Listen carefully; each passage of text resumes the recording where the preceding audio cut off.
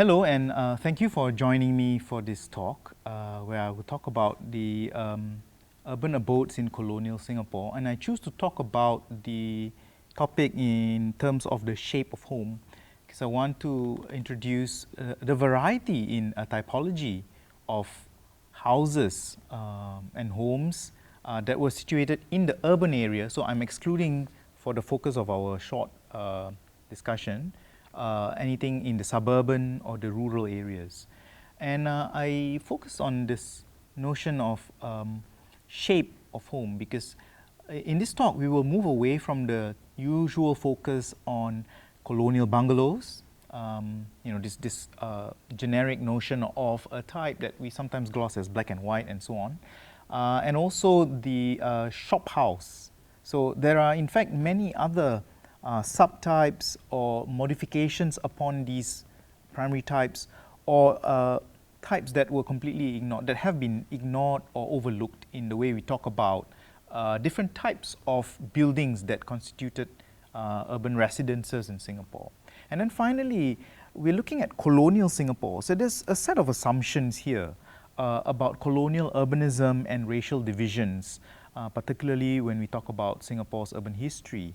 So I think with the examples we will look at, we will slowly move away from that kind of assumption. In the next slide, we see a really good map that allows us to see the kinds of, at one glance, in one grand sweep, it allows us to see the distribution of different types, plot subdivisions for residences and shops. And if you look at this 1846 survey map by J.T. Thomson, then you realize the areas that are shaded grey, those are areas that have been subdivided very finely for shop houses. So today I'm focusing on an area that is relatively neglected and forgotten. Around about the middle of the map, where you see it's primarily colored yellowish orange, the plots are much bigger, at least in this 1846 snapshot. And in the middle of these plots, there's almost always a small black square, right? So these are the compound plots with compound houses, as they are called in the building drawings, right? And the area that has the yellow lines in the upper part of the map, that in maps that, for example, you don't see it here, but you see it in 1893 map, that area is called Kampung Bencoolen, the area around Bencoolen Street. So I'm focusing on that, as well as the area around St. Joseph's Church, which was also called Kampung Serani. The interesting thing about these names were that they were shared across ethnic groups. So even though they are Malay names, for example, Kampung Serani, the term Serani refers to Eurasians, from the Malay Serani, which is a pronunciation for the Malayization of the Arab Nasrani, the Nazarenes. So even though you have these Malay terms, actually they are shared across ethnic groups in transliterated form. So for example, the Hokkiens would have called it Sekiani for Serani. You won't understand what Sekiani is if you try to understand it from Chinese vocabulary. It's a transliteration, a transference of the sound. Same thing, Kampung Bencoolen in Hokkien to refer to Kampung Bencoolen. So we're going to look at this area because of its different starting point. Didn't initially start off with shop houses, so they were compound house plots that were subsequently subdivided. In the next slide, we see this. So I choose to show two examples, plus a third one actually, of the breaking down of these compounds into shop house lots. So if you look at the example on the left in our slide there, we will see Bencoolen Street numbers 204 to 214, that's a row of 11. Built by a person named Encik Rakia, who died in 1909, and so the auction for the sale of the shop houses was put up in the papers. So that's how we know she owned it. Building plans for this row hasn't been found yet.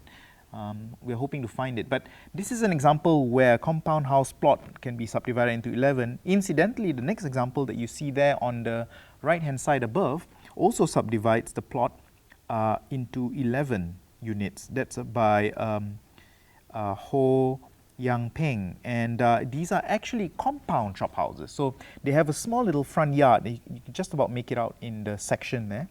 And what's interesting is it also steals a bit of land behind the row of shop houses, and hence the floor plan is a little bit of a T at the back there, like a hammerhead shark if you like. And then the third example at the bottom, in the middle, that's at the junction of Bencoolen and Bras Basah, and that's the row of 5 shop houses built for A.M. Esaboy. And the name Esaboy is interesting because here we are referring to the surname of the Shiite minority in Singapore who behind, for example, the construction of the Burhani Mosque, which still stands there at Hill Street, the Dawoodi Bohras, who hail from Surat in Gujarat and from Bombay. So just with this starting point, I'm looking at both the urban morphological change, right, the physical change, as well as the kind of social diversity that we find. In the next slide, we see a further example of this kind of coexistence of different building types. So if you look at the site plan of the map, site plan of this building drawing, you see both a compound house labeled yellow there, as well as the row of shop houses that's built there by a Malay person named Encik Manap at Albert Street.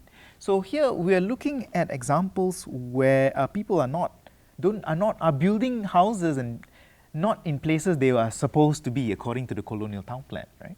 So in even an area neglected in our urban history and social history like Kampung Bencoolen really throws up a lot of cases which alert us to the fact that we need to rethink how we talk about where people set up home in the colonial city in Singapore. Now we go on to one particularly interesting building type that I want to foreground, and that's that used to be found in the Kampung Bencoolen area. You still find a few of these around Singapore. So if you go to the back of Orchard Road, you still find a row of this so-called compound row houses, in the sense that they're called that in some of the building drawings. So it's not a term that I coined, but you find the term compound shop houses, compound row house, and so on in the building drawings themselves. And why are they called like that? Because what happens is you have an old compound house plot. It's subdivided. But what happens in the subdivision is that to retain some semblance of a house-like ambience, or more homely ambience, the front portion is not dedicated to the 5-foot way that immediately abuts the road and the drain, you know. Instead, you have a front yard and a gate. And sometimes this gate might even be a multiple gate, meaning that there's a gate and then there is a front yard, there is a series of steps going onto a front veranda which is open, and then finally you get to the front door. So there are many such permutations, but the ones that I've highlighted in this map show you how many there were in the area of Kampung Bencoolen at both Bencoolen and Queen Streets. So if we go to the next one, here's a magnificent example, to me at least, because it's very rare to find this today. In fact, as far as I know, there are none left.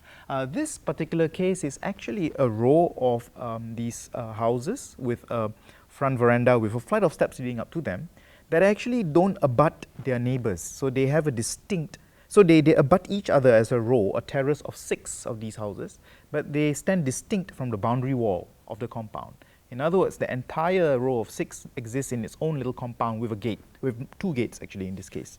So this is an interesting example because it seems the building records tell us the person who built it was not a Eurasian, but later on it became known for its Eurasian ownership and residence. And the next slide shows us another example along the same row, but we skip one plot. So the first plot is the one hatched black in this map, and then the current one is the one with the red arrow. This one shows another example of such compound row houses, which here have quite a generous front yard leading from the front gate, on the boundary wall, to the flight of steps leading to the front veranda before you get to the house proper.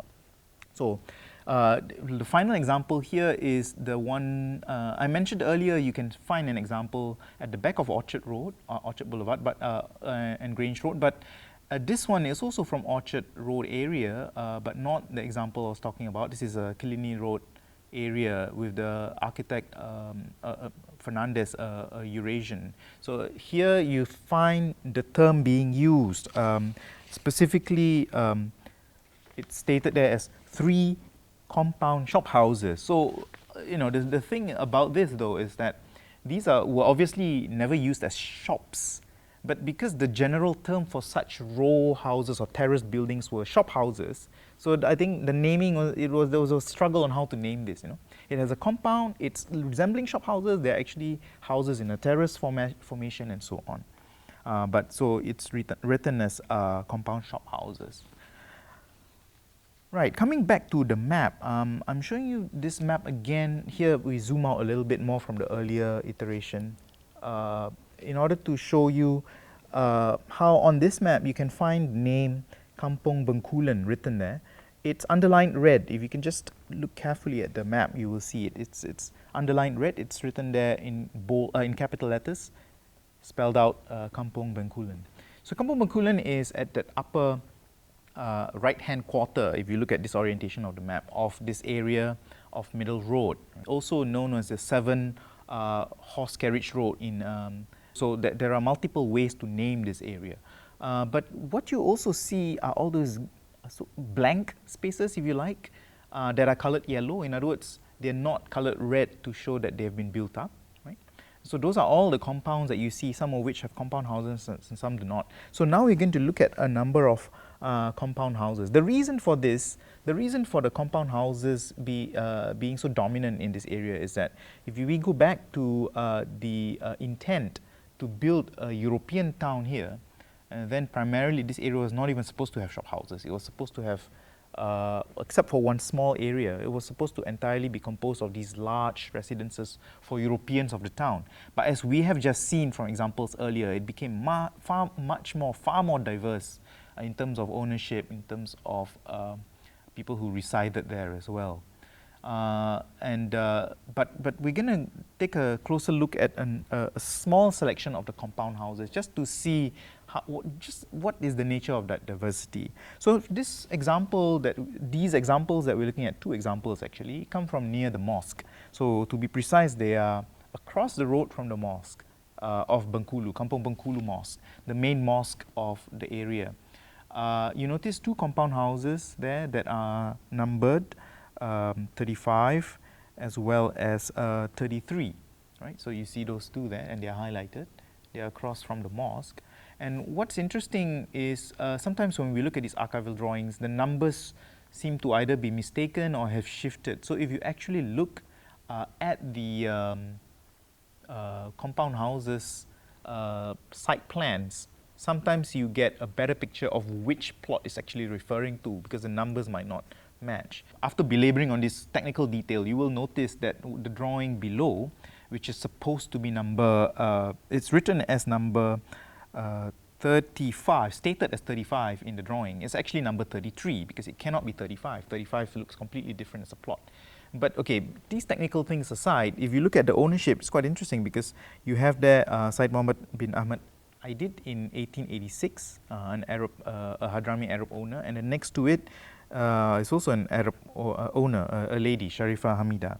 So what we're looking at are 2 Arab owners across from a mosque that was also endowed by an Arab from the nearby port town of Palembang, Syed Omar Al-Junaid. So we've got there 3 Arab agents of building in this area at Bencoolen Street. This is nowhere near Arab Kampung in the Arab street area as designated in the Jackson plan. Yeah? So the next slide here shows us this particular compound house example, which has 2 owners in the records. This example, this building drawing of number 239, you see, look at the plan there. So it has a generous compound behind and in front of the house, a front yard and a backyard. So in the front yard, you find the carriage houses, and the backyard, the stable. So it's really interesting. The owner is Japanese. And when you look at the 1929 plan of the same plot in the next slide, you notice that the building has changed. So you look at the plan as well as the facade. There are drawings of the facade for the Japanese owner earlier as well. So this particular owner, A.M. Ibrahim, has completely renovated the building. Added a front projection at the top there. You can see in the drawing that's called an anjung, or a surong in this case because it's 2 floors. And then probably it seems it has done away with all the stables and the carriage houses, right? So it has changed ownership in this particular case. And from the site plan, you can see it's just 2 plots away from the mosque. This next series of examples that I'm going to look at are actually actually present a very interesting example of an entire plot which would have been a compound house plot that was entirely given over to subdivision into shop houses, but not along the main road. In fact, this subdivision happened leading inwards from the main road, so that you require a street. And this is one particular case out of very few where the owner has his name affixed to the new street thus created. It's Noordin Lane. Right? So Noordin Lane was owned by somebody named Noordin, and this person, his full name is Haji Muhammad Noordin, was a Penang Jawi Peranakan, meaning that he's from Penang. He is actually of South Asian descent, but for all intents and purposes, he would have spoken Malay, for example. Right? His daughter is named Encik Rokia, so it's taken on a Malay title, Encik. So Encik, it's confusing because Encik tends to be used for males today, but in the past, Encik was used for both males and females, not just in Penang, but also, for example, in Makassar, in South Sulawesi, where the Makassaris and Bugis are. The Malay traders there use the term Encik. So this older cosmopolitanism that you actually also discover through these archival drawings are quite interesting. So what happened was that the son of Haji Muhammad Noordin, Muhammad Siddiq, later on returned to Penang and resided in Hutton Lane. So actually, Haji Muhammad Noordin is a well-known figure and a businessman in the Penang context. So he had some of these buildings here in Singapore. And the next slide shows us still Noordin Lane, but here you have Ho Boon Kong coming into the picture. So it's not Noordin Lane per se. The naming of the address is a little bit confusing. This example actually exists along the main road, but very near Noordin Lane. So somehow the address takes after Noordin Lane. What's interesting about this case, if you look at the plot next to the building drawing right on the map, is that Ho Boon Kong seems to have bought over a sliver of the vacant plot behind the row of shop houses to extend his shop house in an L formation. I don't think we can find such shop houses anymore, or maybe there were, but they've all been regularized. If you go to shop houses today, you don't find this L format, right? This hidden corner at the back. So one example of how people started buying up slivers of land of vacant plots behind the shop houses. The next example here is looking at a series of projects that also tell us a little bit, when seen in connection with newspaper reports and other sources, the kinds of interconnections within a neighborhood, a kind of home neighborhood community, if you like. So I start with the first example. Yeah? These drawings here that you see, they come from one project, which is to build a row of 3 houses, actually, townhouses, in other words, that are built all in a Chinese style. Why do I say that? If you look carefully, there are these Chinese gateways, Chinese style gateways. There are still examples like this in Singapore. Unfortunately, this example is no longer found at Bencoolen Street. And they are built such that they are symmetrical about a central unit which is larger than the other 2. So it's to be seen as a whole. The 3 are seen together. It's likely that this was seen as one large family residence, multiple family residence.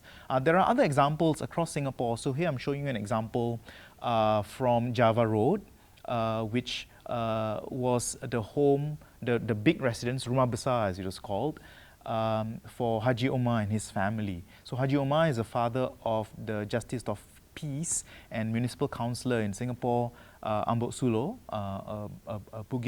a person of Bugis descent. So this is another example where a number of shop house plots were consolidated into one large residence, just like the example we saw earlier. But going back to the earlier slide, the previous slide, we look at the note on Prinsep Street there, where behind the example we are looking at here are 2 other houses that each have interesting stories. I'm going to just maybe elaborate on one of them. So one of them, 78, is a pineapple factory that occupied a compound house, very, very fascinating, in 1898, converted by somebody with the surname Landau. So that in itself has a whole story behind it. But number 76, the compound house there, is of somebody named Muhammad Yahya bin Sheikh Daud, who was noted to have been an attorney to Haji Noordin's estate. So you remember Haji Noordin from Noordin Lane earlier. So during the discharge of his estate, he was the attorney that was engaged by his descendants for the estate, and he lived nearby. So it's really a matter of a community, you know, so a home neighborhood, if you like, which we today have no inkling about because most of it is gone. So and we don't talk about Kampung Bencoolen or Bencoolen Street area, Middle Road area as a historical neighborhood of Singapore residents. Now we come to second last portion of this talk, where we talk about yet another shape of home.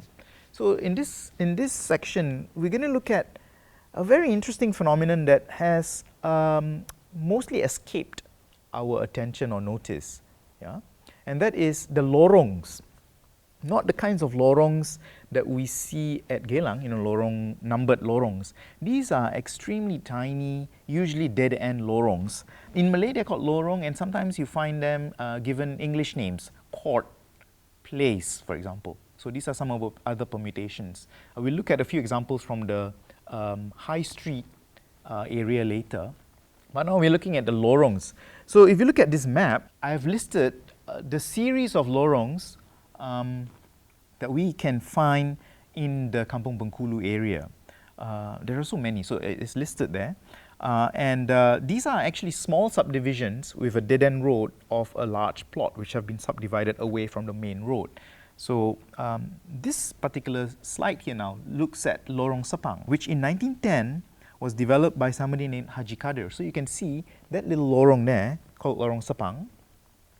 Behind the two shop houses that face the main road, the large blanks there, those are two shop houses, are these tiny subdivisions at the back, right?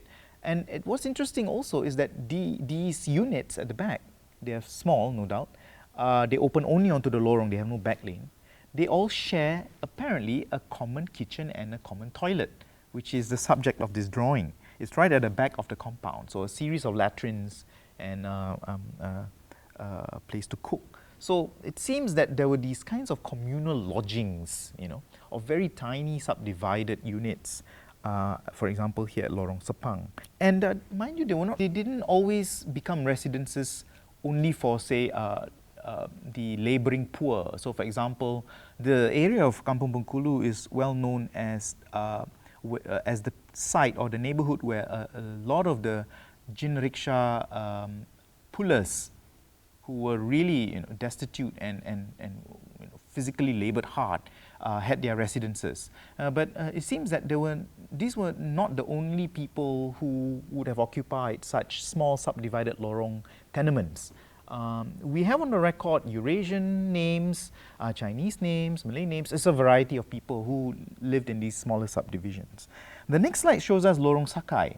Lorong Sakai became the subject of a funny letter in the press when somebody made a joke about, this was in 1951, Labour MP for the South Ward by name MPD Nair was saying that there's a Lorong Sakit off Waterloo Street. And the rejoinder by the city president then, TPF McNeese, was saying, no, I didn't find it in the street guide. This is all written in a newspaper, saying that there's no such name in the street guide. There is, in fact, only Lorong Sakai. And, you know, if there is indeed a Lorong Sakit, we need to rename it. So this joke tells you that the lorongs were understood by this Labour MP, at least. The sarcastic remark deliberately, I think, distorted the name Sakai into Sakit. Sakit, as you might know, means sick, ill. I think it was a critique. This is 1951, post-war, different from these examples. These drawings were pre-war. As post-war, of course, a lot of people were more destitute than ever, and these small tenements must have been in quite a sad state. The final example from the lorongs is Lorong Kranji, which no longer exists. It's off Queen Street, and if you look at the records from newspaper articles, an interesting aspect emerges, again talking about the diversity of the area. In 1891, number 166 at the entrance to Lorong Kranji was owned by somebody named Nellie Francis, a Eurasian lady. And in 1912, you find that there was an auction. Whose property it was not stated. And in the auction, Said Alwi Al-Habshi bought a unit at Lorong Kranji and one unit at the same Queen Street block as the one in which Nellie Francis lived. And the following year in 1913, Tan Kim Cheng, the well-known Tan Kim Cheng, bought one unit at Lorong Kranji and one unit at the same Queen Street block we just spoke about earlier. So here you look again at the very micro, a very micro mosaic diversity at the level of individual units that people transacted or lived in. So that's one thing I thought I wanted to talk about. This whole thing about the affective dimension, if you like, of how people regarded these small tenements, especially a Labour MP at that time. But if you look at this Lorong Sakai project from 1902 by Haji Muhammad bin Abdul Rahim, then you get a sense of, if you were of limited means, right, and you wanted an urban residence, this is actually quite cozy, if you like, if you wanted to be positive about it. You actually get 2 floors. It's very tiny, no doubt, but it's still a proper home, as opposed to, say, a cubicle inside a shop house. So I see this as initially fulfilling a need for very cheap lodgings. Mind you, if you go back to Malacca, Munshi Abdullah lived in something very similar to this, a house relatively of this dimension that did not face off a lorong, because Malacca's morphology, urban morphology, was slightly different. But the dimensions are roughly the same. So I think it fulfilled a need before it became, of course, a place that was regarded much less favorably. So we now move on to the 5th section of today's talk, and this is to look at a number of new institutions that were found in Kampung Bencoolen. And we're going to just be very selective and look at 3 schools out of the many religious, social, cultural, educational institutions that were found in Kampung Bencoolen. There are several famous ones that still exist to this day, such as the Kuan Yin Temple and the Hindu Temple along Waterloo Street, as well as the synagogue further down the same street. And then there are others that have disappeared, which I talk about in another talk this year at the National Museum, which aired before this broadcast.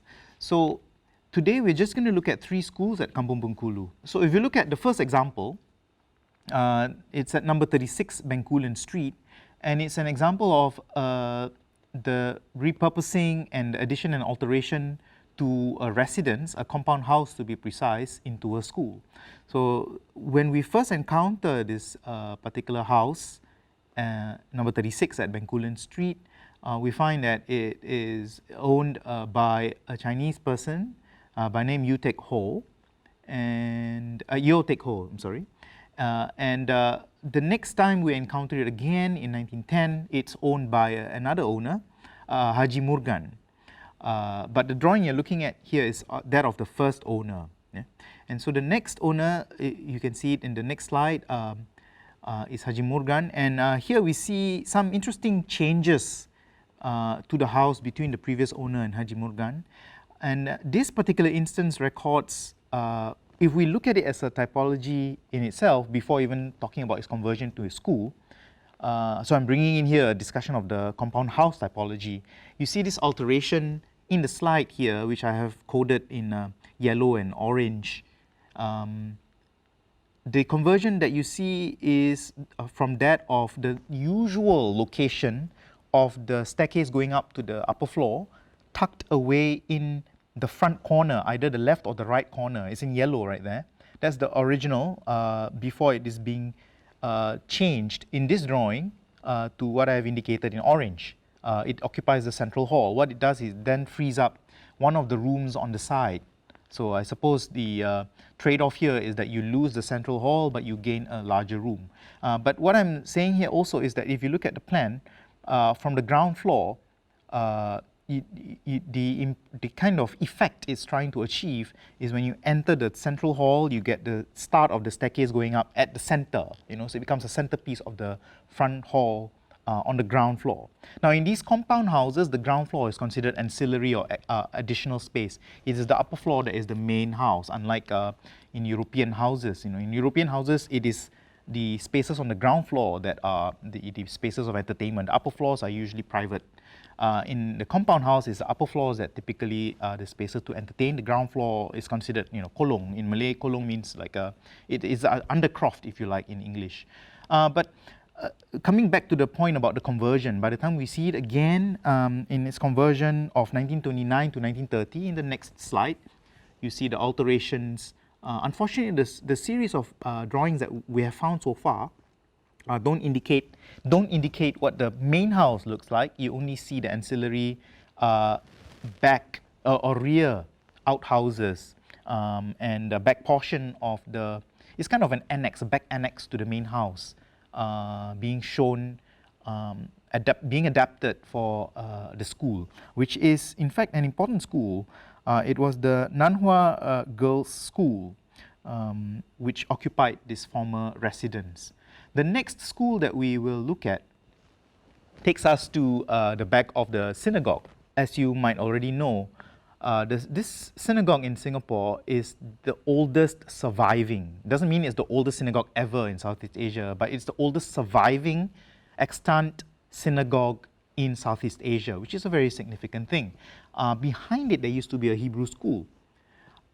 We have tried looking for, let's say, a website that talks about the history of the Hebrew school in Singapore. There is a website on the Jewish school, but it doesn't mention this particular Hebrew school, which was a surprise to us because it's the Hebrew school attached to the oldest surviving synagogue, the first synagogue to have been built in Kampung Bencoolen. Of course, there was another synagogue at Synagogue Street near Raffles Place, right? So, but this is the other major synagogue that has survived. The Hebrew school behind is captured in a number of building plans. So that's one over there that you can see, which shows that the synagogue right there is part of a larger parcel with the name Chandu Court and Lorong Paya below it. So the school occupies the rear of a row of shop houses coming off from Chandu Court. The name Chandu Court itself is interesting. We don't have time to elaborate on it today. I talked about it in the previous lecture for National Museum. But Chandu Court was named after, Chandu, as some of you might know, refers to opium. So in fact, we're looking at what was originally owned by a Chinese opium revenue farmer. So he named it Chandu Court. He developed this and another court somewhere else called Blind Alley. But later on, this development, this plot of land was bought over by Manasseh Meyer, who then later on converted, as you can see in this drawing, one portion of the property into the Hebrew school at the back of Chandu Court, and accessible also by Lorong Paya. By the way, Lorong Paya is one of the few lorongs to be still remaining today with the name. It's much altered, but the name remains in this area. And this next slide shows you a series of drawings showing you Hebrew Court, Chandu Court and the Hebrew school behind the shop houses along the street. Yeah, and you can see in the drawing on the right the location of the Hebrew school just behind the synagogue, which is accessible from Waterloo Street. So there's that connection right there. Previously, when it was still owned by the original owner of Chandu Court, there was no connection like that. So I think Manasseh Meyer bought the adjacent plot in order to have this, expansion. This is certainly an expansion, right, of the facilities for the Jewish community in the area. The significant thing about Kampung Bencoolen also is considered the Jewish Mahala, or the Jewish neighborhood of Singapore. So it's not surprising to find this. And the third school that I just selected to give a flavor of the immense diversity that has been virtually forgotten, for Bencoolen Street area, Kampung Bencoolen, is this significant institution by name Mercantile Institute. We find this drawing that talks about Mercantile Institute as a private school. If you looked at the drawing itself, the metadata in the archives, as well as what's actually written on the drawing, right, you find that it's not written as Mercantile Institute, which is a very important school actually. It's only written as Private School, Queen Street for P.E. Pereira. Yeah? But if you look at the drawing, especially the front elevation, you realize in the drawing, Mercantile Institute is written there on the front facade. So that's That's highly significant because Mercantile Institute was the place of education for quite a number of people. For instance, Latif Mohidin, who might be familiar to many of you, the artist artist and poet Latif Mohidin went to school here in the 1950s. Finally, I want to end by kind of continuing the trajectory we've been starting, right? Initiating by looking at Kampung Bencoolen. We looked at compound houses. We looked at the conversion of compound houses into shop houses and compound row houses. We looked at how compounds were subdivided into very small tenements leading off from that are accessible from tiny lorongs or alleys, right? Dead end alleys or courts. Now, it's not just a Kampung Bencoolen thing. I mentioned at the beginning of the talk that it was a process, a morphological process of transformation, because the Kampung Bencoolen area, which was initially intended in the 1822 plan to be the European town, right? So we have these compounds for compound houses, so they were subsequently subdivided. You can find similar typology elsewhere. So I am choosing here the High Street area. Now, High Street, if you're familiar with the urban history of Singapore, was a contested zone between Farquhar, William Farquhar, and Raffles, right? Thomas Stamford Raffles. They argued, the argument was that Raffles was unhappy with the fact that William Farquhar allowed merchants to occupy the north bank of the Singapore River, which Raffles wanted to reserve for civic institutions. But what was going on was that it was a prime spot for trade. So quite a number of developments took place there, legacies of which you still see today. So, you know, if you look at Parliament House, the new Parliament House that we have, opposite the lawn, the front lawn of the Parliament House, what do you find? You find that tall tower, Hill Street Centre, within which you find shops belonging to actually the kinds of businesses that once were to be found at High Street. You know, shops selling cameras, tailor shops, and so on. Many of them being Sindhi merchants. And if you look at old building plans, you find a wide variety of groups, different groups establishing businesses and homes there. So just a distillation here, you look at the number of lorongs by name, Bain Court, so they have English names as well, Bain Court, Fraser Place, it's all there in the indicated in the plan, right? Hall Pike Square, sometimes Hall Pike Street, and one more indicated with the red arrow there, that's Hong Hin Court, which is in this 1893 map not yet named. It's named in later subsequent map. It's a very prevalent actually typology that we've completely, and morphological development that we've forgotten. And one last point to note is again the diversity. Who do you find there? If you just take the larger dwellings, not the small dwellings, you find that Syed Omar Al-Junaid's house. Syed Omar is the person who donated money for the establishment of Masjid Kampung Bencoolen or Kampung Bencoolen Mosque, right? Which is today known as Bencoolen Mosque. I mean, today it's regarded as a Tamil Hanafi mosque rather than Shafi'i mosque, which would have been the case initially. Yeah. So, sorry, it's a bit technical, but what I'm saying here is when Syed Omar Al-Junaid first established the mosque, it was a Shafi'i. Shafi'i is one of the madhabs or schools of jurisprudence in Islam. So it was initially a Shafi'i mosque, and then in 1906 it was converted into a Hanafi mosque affiliated to Tamils who were Hanafi. Some Tamils are Shafi'i, some Tamils are Hanafi. So what this again tells us is the very complex socio-cultural matrix of the area and its shifting demographics. But back to the High Street area, you've got there Syed Omar Al-Junaid's compound house, with a courtyard there, as you can see, is facing the river. And then next to him, his neighbor, was the Teochew merchant Xia Yu Chin, very well known. Yeah?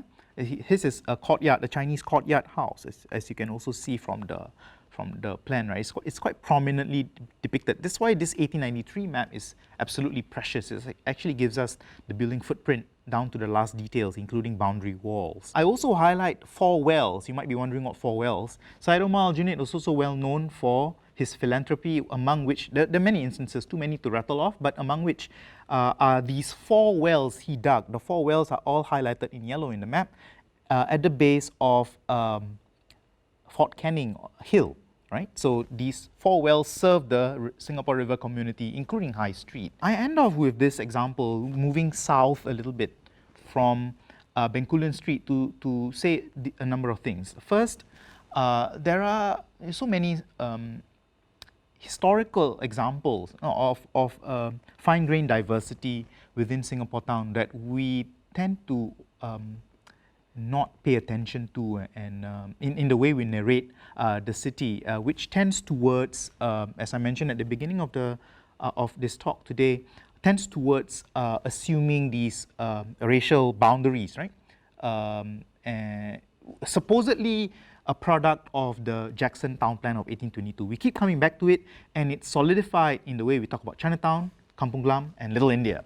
When actually, 2 things to mention. Number one, so many areas beyond these gazetted ethnic zones, whatever you want to call them, were also important cultural and residential areas for the migrant communities that came to Singapore, right? So it's not just those 3. And secondly, it's very, very mixed. All these areas are very mixed, including areas you wouldn't have suspected. And including areas that today seem devoid of any kind of residential zones or cultural, religious, and educational institutions, right, for our migrant communities. So I've taken you through Kampung Bencoolen, which today we generally see as Middle Road area, right? I don't know what we call it. Bras Basah Bugis Precinct is the official name, but it's not seen as a residential zone for, early migration, early groups of migrants. And secondly, High Street. And so maybe it's through these fine-grained examples, and as what I've done today, I've been a little bit more descriptive and looking only at specific empirical examples rather than talking about larger forces at work. Right? I've looked at specific examples. It is, I think, partly through this kind of a bottom-up empirical approach, looking at specific examples and piecing them together, that we can begin to break away from very macro and sweeping understandings of Singapore's urban history and the role of allotment according to race, according to this notion that migrants from different origins would not mix together, they have to be separated. These kinds of notions, I think, we really need to rethink, particularly through looking at the fine grain, such as what I've tried to do together with you today. Thank you for joining me once again for this talk.